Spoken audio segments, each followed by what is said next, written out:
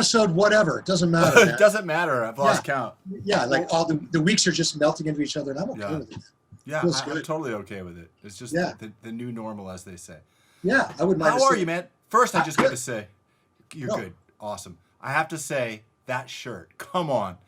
Oh, since you look mentioned at that. Oh, it's just, that's amazing. Yeah, it's a medium. People have been asking me about these, and as you know, because we decided together, we might decide to make them available for people to consume. Yes. We're not pushing it, but if you want it, you can go to boneyard.com.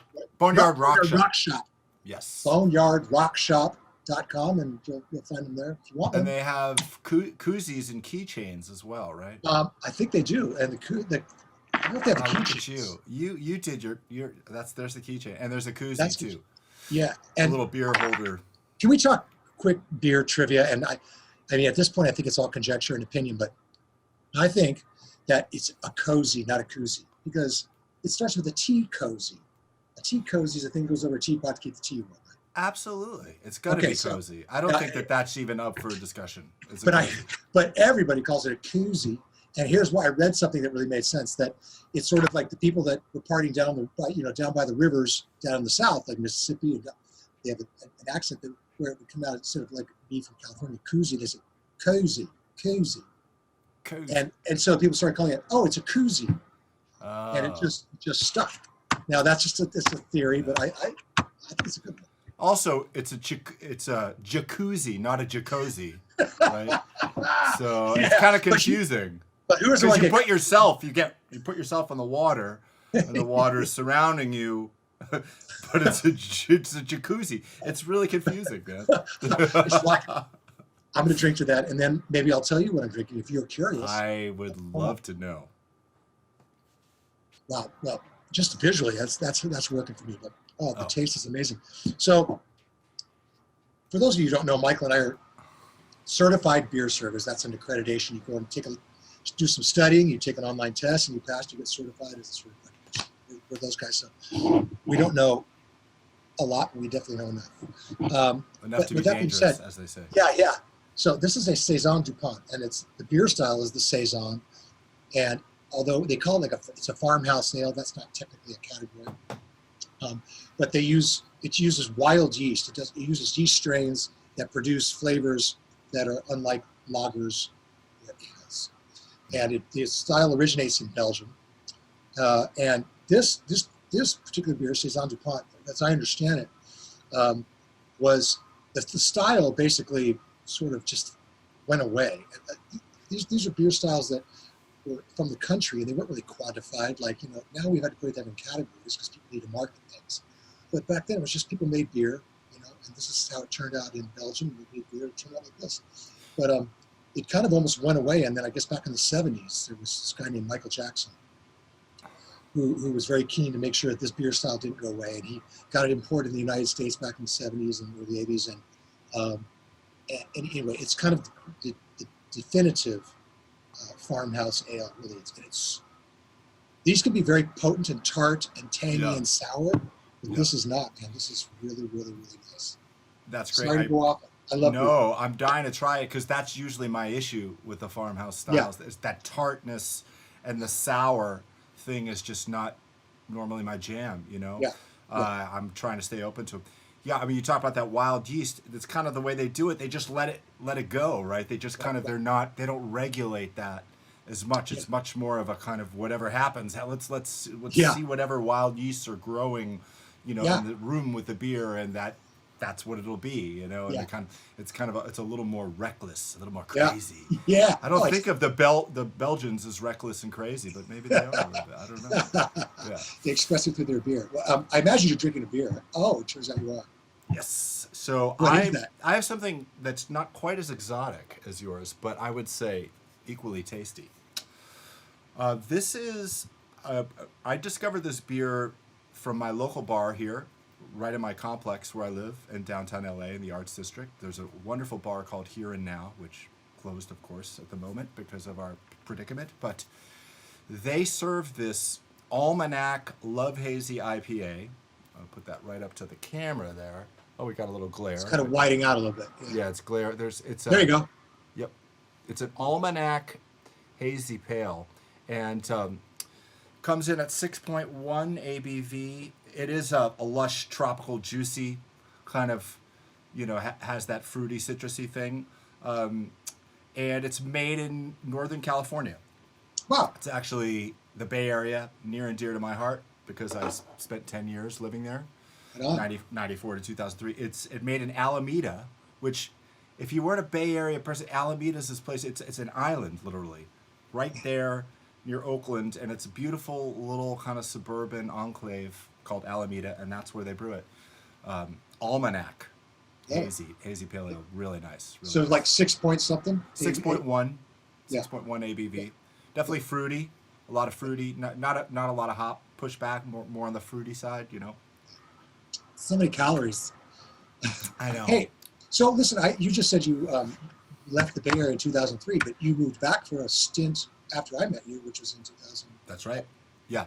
2011 and 12, I was there. Actually, it was 12 and 13. And I was up in Marin County in the town of Fairfax. Well, for people who haven't been there, man, yeah. it's pretty beautiful. Yeah. Kind of a hippie town. But you know what? It's amazing. It's a classic place, really quintessentially Bay Area, Marin County. Let me tell you that the population of the town of Fairfax was, I want to say, around 12,000 people. And in a town of 12,000 people, they had 3 thriving venues for live music in the center of town. Can you believe that? Wow, man. It was just like really, obviously they treasure live music there and really support it. And it was. I got to play a lot, when I was off the road there. I had like a kind of local gig there that I would do right in town. It was wonderful. So anyway, so that was 12 and 13, and then I moved back in the summer of 13, I believe. That's when I moved back to LA and been back ever since. Glad to have you back, man. Man, glad to be back. Because that means when Foreigner was back on the road and prior to this, we would always end up at the airport together. We'd fly together, all that. So when you lived in the Bay Area, I didn't get the pleasure of meeting at the airport, hanging out, maybe having a beer at 10 in the morning, maybe not. No, we would never do that. I mean, flying is so much better sober. I think it's such a great experience. Said no one ever. Exactly. Cheers to that. Cheers, my friend. Cheers to that. So, I think our track record thus far of guests that we've been able to somehow manipulate into coming and joining us in these things has been strong. And today is no exception. Yeah, today is no exception. And momentarily we're going to be bringing in another amazing guest. We've had Todd Zuckerman from Styx. Who else we have? That was our last guest. We've had Kelly Hansen, the lead singer of our band, Foreigner, twice for 2 episodes. That's right. We had Joel Hoekstra. We had Joel Hoekstra, presently of Whitesnake. We had Dax Nielsen of Cheap Trick. Yeah. So the bar is super high, and we have done a good job this week again of just keeping it way up there. Yes. Way. So actually, why don't I feel like I've been the one introducing lately, so why don't you be the guy to introduce this? Yeah, I'm happy to do that. Yeah. Okay. This is a guy that we've had a pleasure. You've known him longer than I have, but we love him. And we've had the pleasure of touring with him a few years ago. He's played with so many people. You'll get his whole story very shortly. But he's a great guitar player, fun guy, smart guy, cute to look at. Let's bring him on. Ladies and gentlemen, Greg Suran. Woo! I told you guys come from. Oh my gosh, so cool. Planet Claire. Yeah. Oh. See what I did there, Greg? Hey, man. Did there? Yeah. Hey, guys. Good to see you, man. Yes, All you guys right. do. Like you're in the Midwest. Yep, Chicago, capital of the Midwest. Yeah. Yeah, man. Yeah, bad. Wicker Park, right? Is that the area you're in? Yeah, basically, yeah. I'm in like Wicker Park, just slightly south, West Town. We call this neighborhood, but it's Wicker Park. Yeah. Yep. Nice, man. Yeah. It's where I'm from. Yes. It's so appropriate that you're here because you're a great musician and a cool dude, but you're not afraid to have a beer. Nope. I mean, I've seen you in action, and and yes. So what is that you're drinking, by the way? So I'm actually drinking. So the glass is a Chicago brewery called Revolution Brewery, and this is their Fist City. That's not what I'm drinking, but it's their glass, which I do love their beer. But there's another Chicago brewery, even though the guys are from Chicago, but they moved their business to Indiana, I think probably for tax reasons. But they're called Three Floyds, and this is Gumball Head. It's American Pale Ale. And it's probably, under 6% ABV, if I had to guess, maybe slightly above, but very tasty. It's got, they call it a gumball head because the aftertaste is ostensibly like slightly like the hint of gumball. Not sweet, but... Yeah. If you kind of, imagine, you can kind of put yourself there and be like, kind of like a gumball. Yeah. Power of suggestion. Yeah. Yeah. But kind of, I think both of those beers are only available in the Midwest. I don't know if you can get them on the West Coast, but they're my favorites. Those two breweries are doing amazing stuff. That's great, man. That's so great. Cheers. I know you know your beers, and I've seen you in action. Cheers. And I have much respect for your skill.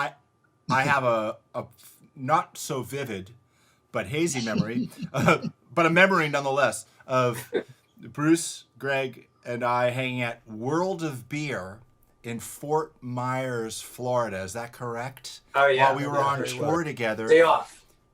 2014, we were out on tour. Yeah. Greg was playing with Don Felder at that time. Yep. Guitarist, obviously, some of you may not know, but was with the Eagles for forever, for a really long time. And Greg was touring with him when he was doing his solo thing, doing all Eagles material.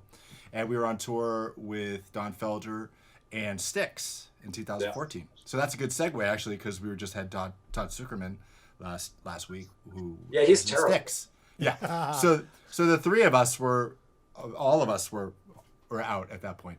Yeah. So we got to talk a little bit. I just want to talk about some of the amazing bands you've played with. Yeah. Okay. I mean, you just wrapped up a season of American Idol. Yeah, we did a week ago. We had our finale, and I actually recorded the second half since this COVID-19 thing happened. Here in this is like my little studio in my place in Chicago. Yep. And we would do like Zoom type things where they didn't show the band that much in that part of it. I think the first episode, the Stay at Home, they did, but it's basically me up against a blank wall, like playing, But the show went well. So I just finished that up.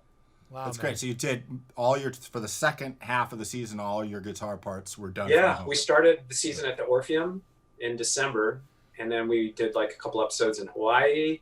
And then all of a sudden we were supposed to pick it back up in LA for all the live shows, like 8 or 9 episodes of live shows, all at the CBS building in, on Beverly and Fairfax there by the Grove.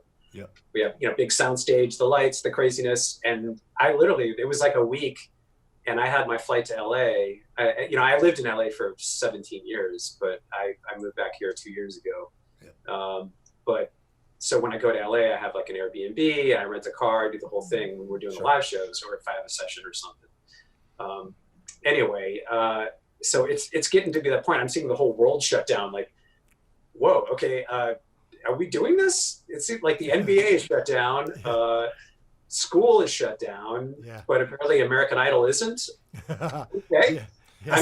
Essential goods and services. Yeah, and I'm like, American Idol is essentially good. Yeah. I'm like, I'm ready to work. I want to work like whatever it takes. And I'm kind of thinking about like, okay, flights. Are flights going to get canceled? Like, am I going to be able to fly in? And what if the show gets canceled? My Airbnb, I have to commit to it, the whole thing. And then I'm thinking, okay, I'm going to drive out there. Like, if things go crazy, and I'm figuring it all in. And our MD, Chris Pooley, he's kind of like checking in with me. He's like, hey man, have you left for California yet? And I'm like, well, not yet. I'm trying to figure it out. He's like, yeah, you might want to hold off for a minute. Wow. We're hearing the rumors. And anyway, you know what happened, of course. We all got stuck in our houses. Right. Yep.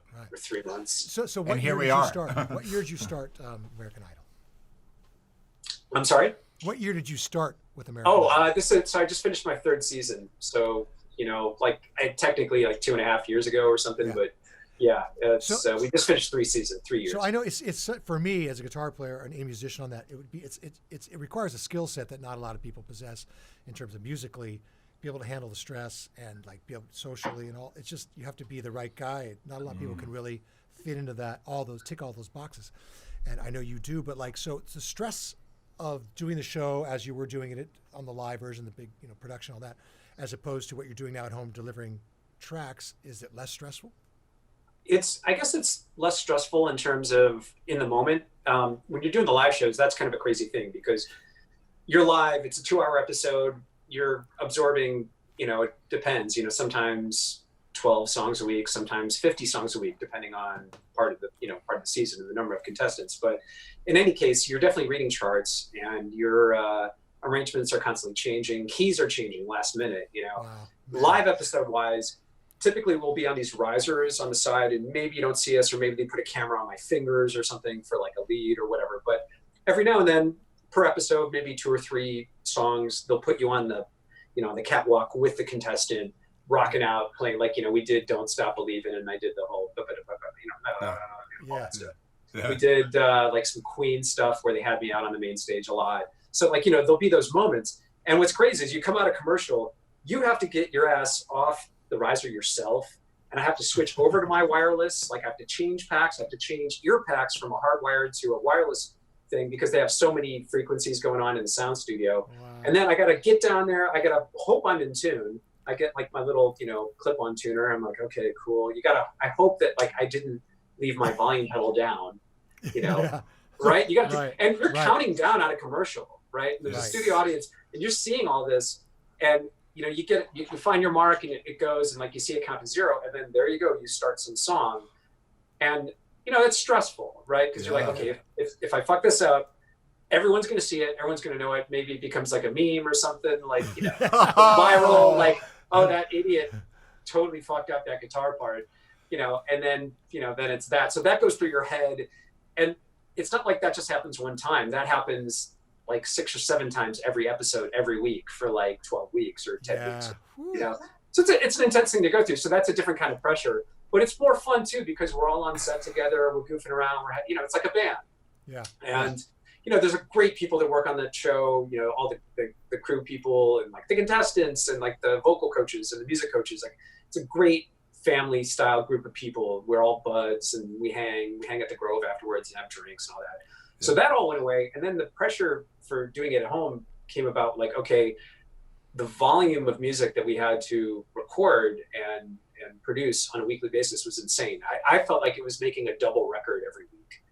Wow. That's what it felt like, So constantly recording, and I'm recording different acoustic parts, mandolin parts, slide guitar, R&B stuff, maybe some jazz stuff, maybe, a lot of country, a lot of like just rock and roll, just pop, whatever. And you're just constantly trying to, like uploading to servers, your tracks, and like making sure you got the right idea, reading the session. Very different kind of pressure. But it was really fun. And we'd have these Zoom meetings like at the end of the day, we're checking in like, okay, cool, did you get that done? And we'd all be drinking a ton and like, oh my God, I'm losing my mind. I can't imagine that. But dude, and it's also like, we didn't leave our houses, like this whole time, even though we were working hard. It just, like we finished we had the finale last Sunday, and then we had a Zoom rap party with Katy Perry, with Lionel Richie, and Luke Bryan. That's awesome. The whole cast. Wow. It was super fun. And I'm like getting shit-faced here, like in my room, drinking old fashions, like the rap party. I'm like, yeah, you guys are looking great. It's so cool. And we then should start a band. Well, then it ends, right? Like the rap party ends. And like the screen just goes blank, and I'm like, oh shit, I'm just drunk by myself. That happens. This is fun. Yeah.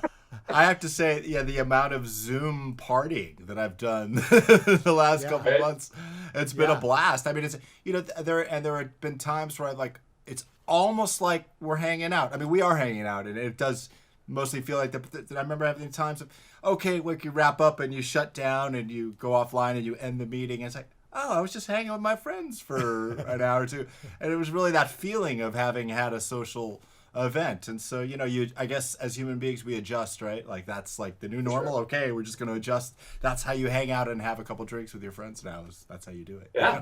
But Greg, you pointed out there is a similarity in that.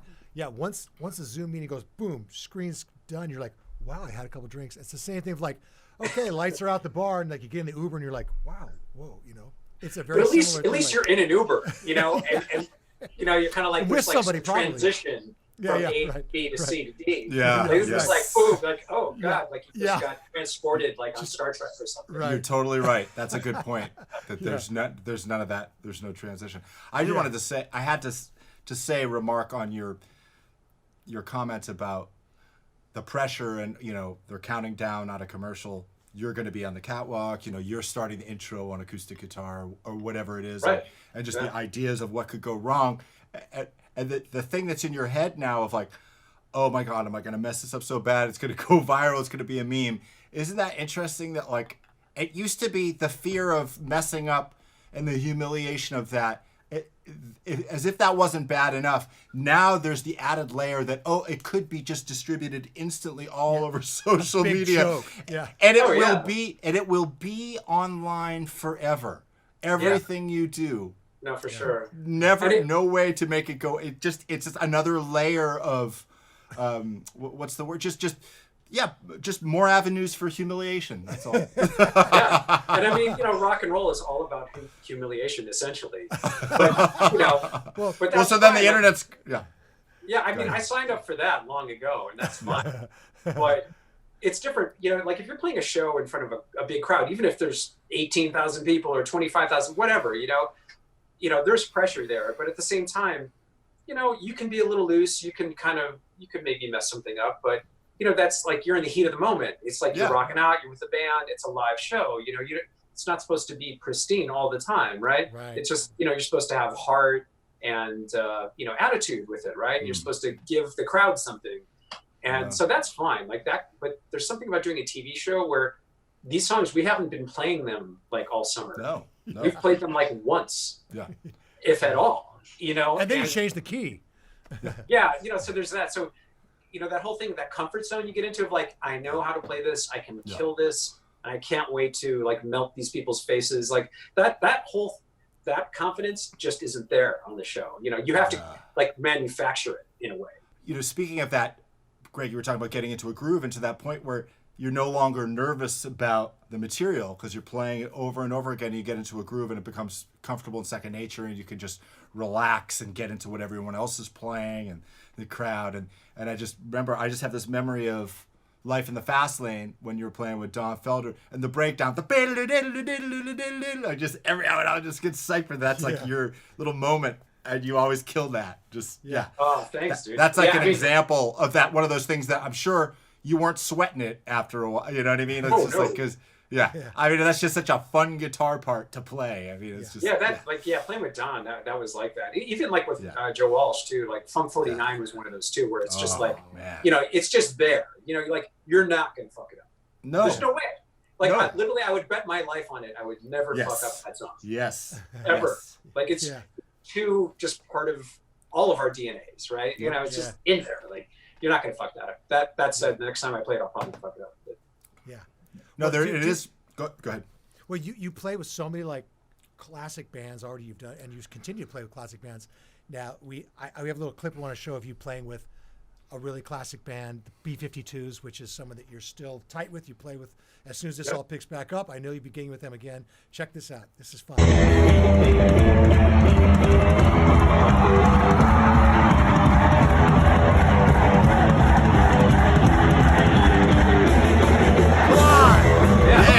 They were shouting there. You hear it? They were going, Greg, Greg, Greg, Greg, Greg. That was actually 85,000 people in Mexico City. 85,000 Mexico City citizens going, Greg. No, they probably weren't saying Greg. They're saying gringo, gringo, gringo. No. Yeah. Like, go home, go home, go home. Wow, that's great. Yeah. Gregorito? No. Gregorio. Now, that was my name in Spanish class. This is a great chance to show people now what a great guitar player you are. That's you just playing basically one note on one string for a second, and rocking hard. And then you also can do this. There's another little something we can show people how to play a great guitar.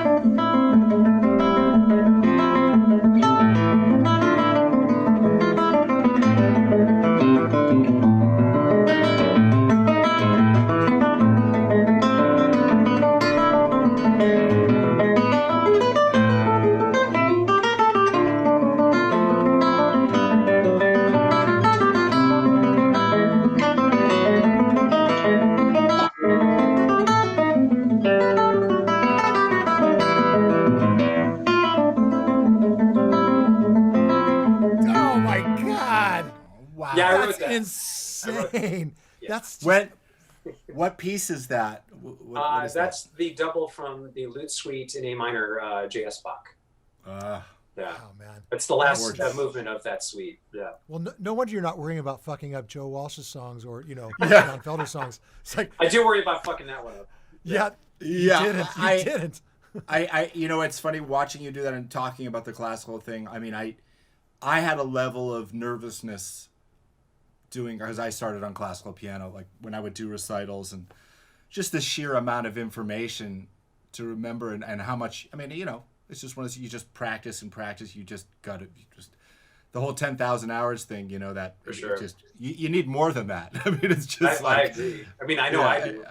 Yeah.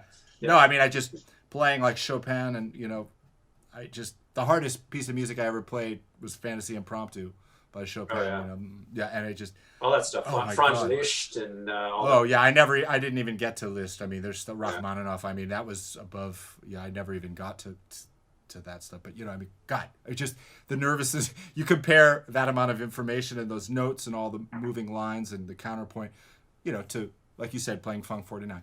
Not that Funk 49 is easy to play, or Life in the Fast Lane's playing easy it the to right play. way. To play right. None of that's easy. It's a different discipline. It's sure. a different set of chops. It's a different feel, which also takes a long time to get together. But For sure. but you could argue that that ultimately Bach might be a little. there's more information to master there. Yeah. Yeah, it's challenging for sure. I mean, probably the best experience I had as a kid. I was a classical guitar major in college, and we would do recitals every year. We would also do master classes, and I would do these master classes with Oscar Giglia, who was a student of Segovia, Italian great guitar player, and he was one of Segovia's prize students. And he would do these master classes with once a year, where you play on a stage in front of an audience your piece, and he's on stage with you. And like, for example, like I think I played that piece in front of him back then. And Wow. he'll be sitting there and you'll start playing and you're nervous as hell anyway. And he'll just start fidgeting and be like, no, this is bullshit. What are you playing? Like, this is terrible. And like, Man. He would do that to everybody, like the most badass, like master students, that were there, like the guys that were going to go on and become clearly like world-class classical guitar players, which I was never going to be that, but he would rip them a new asshole. And then I'd be like, oh God, he's ripping them apart. Like, I don't even know what's going to happen to me. But he was cool. It's funny. He would just kind of push you, and he would try to unsettle you and try to get you to, find your confidence, and also to listen to him and understand how to play this music in a more deep way, understanding the phrasing, understanding how to play Baroque music, how to play Bach, beginning to understand that. So, I mean, those situations were way more like nerve-wracking than anything I think I've ever done where I got paid to do it. Yes. Wow. I totally relate, man. I mean, that's amazing. Yeah. Was the tempo of that piece, is that something that is that defined as what Bach thought the tempo should be played at, or is that just course of centuries? The tempo, I think that clip, that's pretty close to at tempo. It's 6/8. You can play it faster. There's a recording that John Williams, not the Star Wars composer, the other John Williams, the classical guitarist, he plays it a little faster than that and definitely cleaner. But I'm close at that tempo. That's close. I mean, it's kind of a fast piece because, those pieces, they were written for the lute. They were not written for guitars. So they don't exactly fall under the fingers in a very natural way. So it's like you can spend a lifetime playing those lute suites or any of the Bach cello suites or violin partitas for guitar and really mastering getting the legato going, getting the, the independent voices moving freely. And, it's a challenge on guitar, I think. It's definitely a challenge for me, but I think in general it's a challenge. Yeah. Oh my God. Yeah, I think I mentioned on our last, it wasn't a V.I.B, but we were just hanging out, and I just, I've wrestled with the 2 and 3 part inventions, the Bach stuff, for years. And studying it's just, this stuff is like, it's super hard for me. Not as much, maybe not as much physically, although that part's not easy, but just to retain all the information that's happening. Just like to really bring out when you have 3 different lines going on, and okay, now this lower voice is the lead line, and my other hand is more the accompanying line, or now the middle voice is the lead line, and my left hand the bottom, that's a supportive role, and the top Right. voice is a supportive The inner role. voices. Middle, Yeah. the inner voice. I mean, just wow, just It's a lot to process. Mad respect. Oh yeah, I mean, Yeah. I just find it like I don't do it. I don't know. I do have like deep down, like I kind of wish that I could become like a concert guitar, like classical guitarist. It's a total pipe dream. But I have been practicing more a bit lately. Like I kind of threw it away for years. But at this point, I kind of just do it because I feel like it makes me a better musician. I like the discipline of approaching like I'm going to practice for 2 hours today, and I'm going to practice this and this and this, and I'm really going to workshop this one phrase on the G, the Valute Suite, or the Sarabande, or what have you. You can get. To me, I like structure. And sometimes sitting around and just practicing like scales or something, I'm just bad at that. Like, I don't know. I wish I were better, but I'm bad at that. I like structure for my practicing sessions. So that for me is just something that I do. And when I do it, especially Bach in particular, it's kind of like a form of meditation, man. Like you get deep into it, whether you're executing it perfectly or not, you can really like calm yourself, and you can really, just kind of losing yourself in the music itself. As opposed to being self-conscious, like, am I playing it right? Oh gosh, people are watching. You just play. And there's something really rewarding about that. So the last couple of years, I've been kind of working it again. That's great. I've been working this piece by Bach, the one that goes, taking care of business. Oh yeah, that's Bach. I've been doing that. Randy Bach. Wait. Oh no, it's Bachman. Bachman. You're not talking about Bachman. All right. Well, I've been working on that other Bach piece that, like, we are the youth gone wild. That's Sebastian Bach, right? Right, Yes. isn't that the same guy? No? I think they're two. I think the Taking Care of Business guys and the Youth Gone Wild, they're two different guys. Oh, all right. I just figured, like, that guy was just killing it, man. Like, doing all this cool music. But that thing you did on the guitar is cool, but it's also hard to get the take care of clapping. Right. Yeah. I'll work on that. Wow. Oh, so good. Good stuff, man. Amazing. Is anybody moving on to their next beer yet? I'm close. I'm actually close too. Okay. I'm getting close. Maybe we should make it a group effort.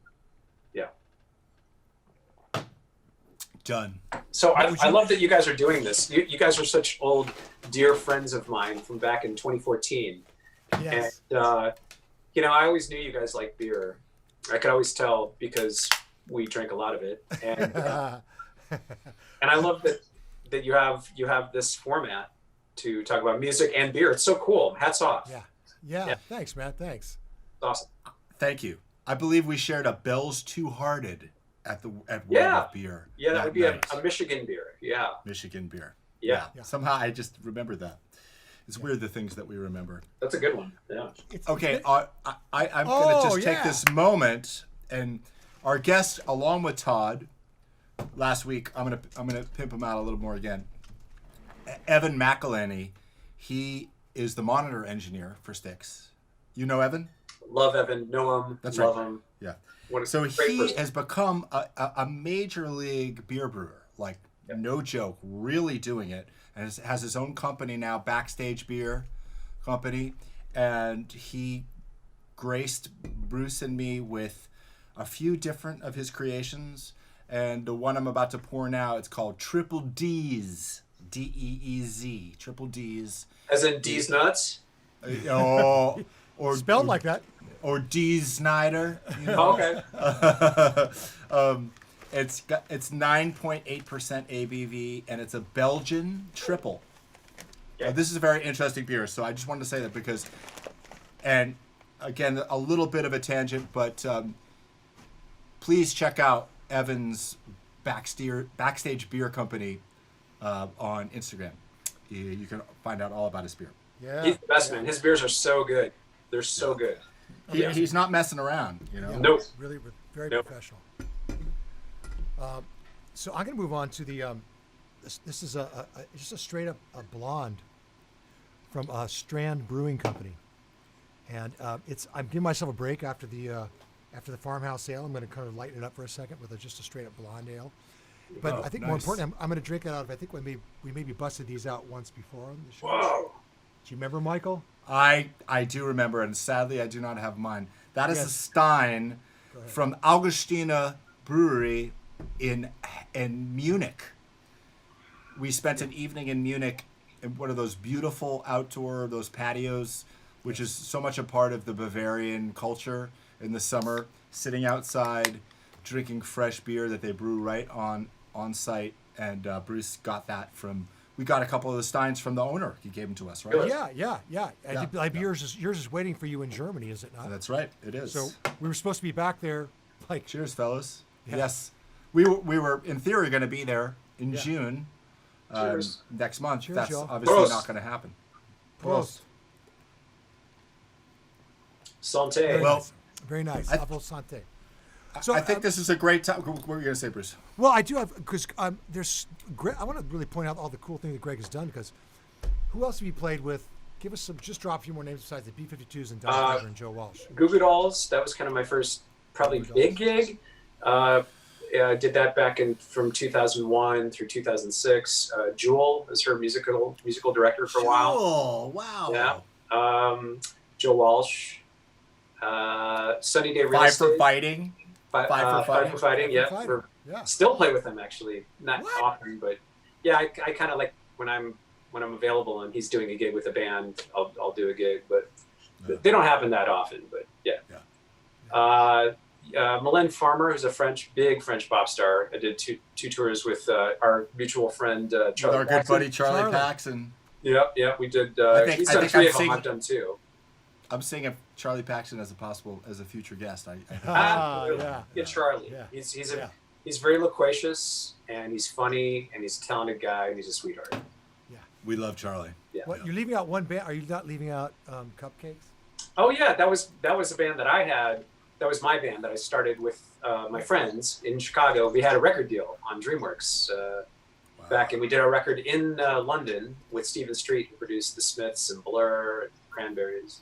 Amazing. I was a kid. I was like 25, 26 years old. Yeah. Wow. And so did that end? How did that terminate? Why did that come to an end? Yeah, that did not end well. Yeah, I don't think. Let's move on to other pleasant things. Before we go, like, I want to ask you. I want to mention that I remember when I first heard your name, and I remember exactly who it was from, and it was just a name that floated, but it was from Tim Pierce. Yeah.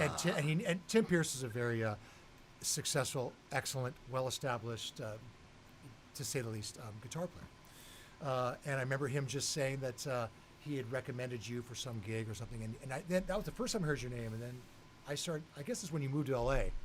And I started hearing it. Second time I heard your name, third time, never met you yet, but it's like, hold up. I'm not feeling this guy. He's getting a lot of... He's getting a lot of action, man. And I've got a house payment to make, and there's this guy, Greg Suran guy. Well, yeah, you're such an established session guy, on the scene. When some young little asshole comes up, and you're like, wait, he's going to take a gig that I would get? Like, right. Fuck that gig. the four stages of a session musician, right? Right. Yeah. Who's Bruce Watson?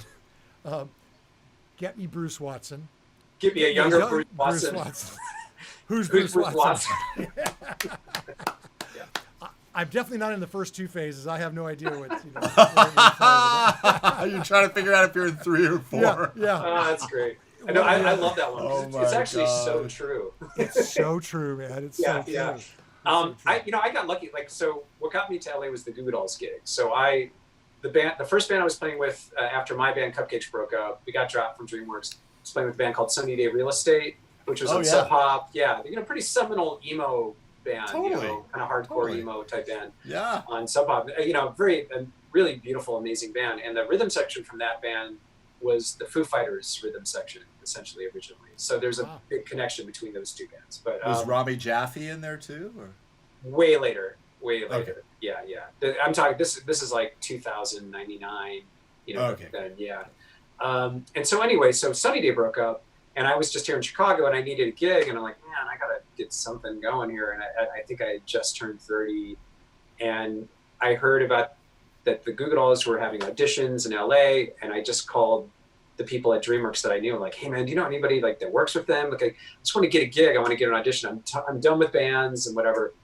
Yeah. I just spent all of my 20s and trying to make it as a rock star and the whole thing, my own bands. Yeah. And I just was so done with it. I'd been through all kinds of crazy experiences with the DreamWorks Cupcakes thing. And anyway, I got the audition. I got the gig. You know, it just worked out. I got the gig. I flew into LA. I paid for my own ticket. I don't even think I had anywhere to stay. I like brought a guitar and like a couple pedals, and like, I hope I get the gig. You know, if I don't get this gig, I'm just going to fly right back to Chicago and probably, you know, work at the gas station. And I got the gig. And wow. Shortly thereafter, within 2 weeks of coming back to LA to start like kind of rehearsing and all that, Johnny Resnick, the singer from the Goo Goo Dolls, was doing something for Disney for this movie Treasure Planet. And Rob Cavallo was producing it. And Rob had done the last Goo Goo Dolls record, the big one, Dizzy Up the Girl. And so, and Johnny goes, hey man, I want to bring you in on this session, man. I like the way you play, and I want to bring you in on these two songs for Disney. So we go to record 1 on Ventura. And this is like maybe January of 2002. And I walk in, I literally have to my name 2 guitars, a little pedal board, and like 1 Bogner amp. Like, that's all I got. And to me, I was like, I'm good. Like, I'm set. I got like a Bogner amp. It's got 3 channels. What more do I need? Yeah. So I've got a Les Paul and a Les Paul. I'm good. Right? 2 Les Pauls. Yeah. Oh, so I you know, I go to the session, I load my own gear in. I didn't know anything about cartage or whatever. And I walk in, and on the session on drums, Abe Laboriel Jr. Whoa. And in the live room, I'm like, oh shit, that's that dude that plays with Paul McCartney. Whoa. And then on bass is Paul Bushnell, who I had heard about and I'd never met. And I was like, oh shit, okay. And then on guitar is Tim Pierce sitting there, and on keyboards is Jamie Mahabrick. And I'm like, holy shit, like this is like the A-list. Like, what am I doing here? You know, like, this is crazy. I'd only been in LA for 2 weeks. Amazing. And here I am on this session. And anyway, we did the session. It went well enough. I think, you know, I played some shit that they were like, yeah, okay, cool. We're going to keep that. All right. And that's how I met Tim. And I saw Tim and his wall of amps and like cases and cases of guitars. And like on the floor, he had like 3 pedal boards on the floor. Yeah. Like, and they were connected. Yeah. And he didn't move them. No, definitely. No, Lon Cohen did, I think, at the time. Yeah, right. Yeah. Right. Anyway, you know, so I was just like, okay, so this is what it's about. And Tim, sorry, long story longer, but you know, Tim was really, really cool, and he was very helpful. And I had all these questions for him, and he's like, yeah, you know, I love this gear, and you know, he, you know, told me about the Naylor amp, which I have right over here, that he used on a lot of stuff back then, and I started using. And slowly but surely, Rob started hiring me as kind of like Tim's kind of like second guitar player to play with on these records. Right. So there was like a 3-4 year span there where I was on every Rob record with Tim and most of those guys that I mentioned. Eventually Abe wasn't doing those, and then it was this other guy, Dorian Crozier, who's an incredible drummer, but good friend of mine, and we did the Jewel tour together ultimately. But so I had that little stretch, and Tim was like totally a mentor to me at that time, and an inspiration, and he couldn't have been more cool. No attitude, no like, who are you? You know, he was just super helpful. I feel like I learned a lot. Yeah.